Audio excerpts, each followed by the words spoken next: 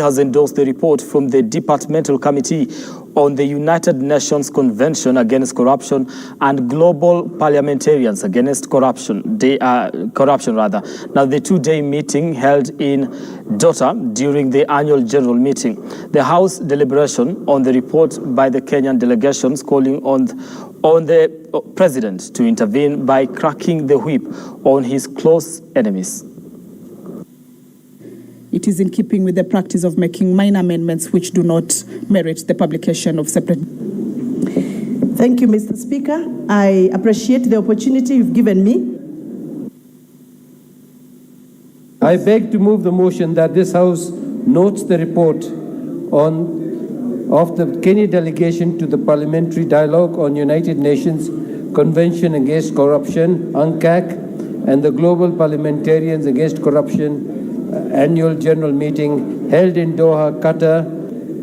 The world over, the cancer of corruption has been exponentially spread in developing countries with devastating socio-economic and governance consequences. We will promote transparency and accountability. Honorable Speaker, it is in view of such desires that the National Assembly and the Senate under this administration were able to review our own standing orders to allow cabinet secretaries to appear before the House. Mr. Speaker, I rise to second this motion that the House notes the report of this delegation.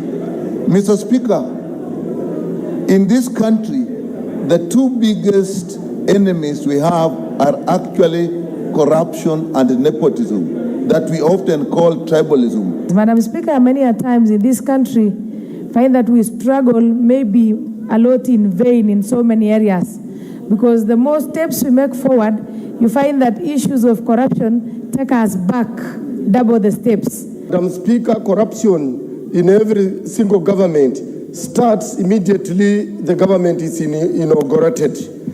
It starts by calling members who have been elected to parliamentary group meetings. And then they are told you are in government, the other people are in opposition. I remember just after we came into parliament, the president came here and talked about how he's going to deal with corruption. But I was shocked to see that amongst the first people that he pardoned in the presidential pardon was someone who was convicted in a Kenyan court for being corrupt, and the president pardoned such a person. As the president of this country, lead us against the fight against corruption, whether you call it state capture, whether we call it corruption. Thank you so much. Thank you, Honorable Shakil. The debate on this motion is effectively concluded. Under 53.3, Standing Order 53.3, the question will be put the next day. Now, away from that,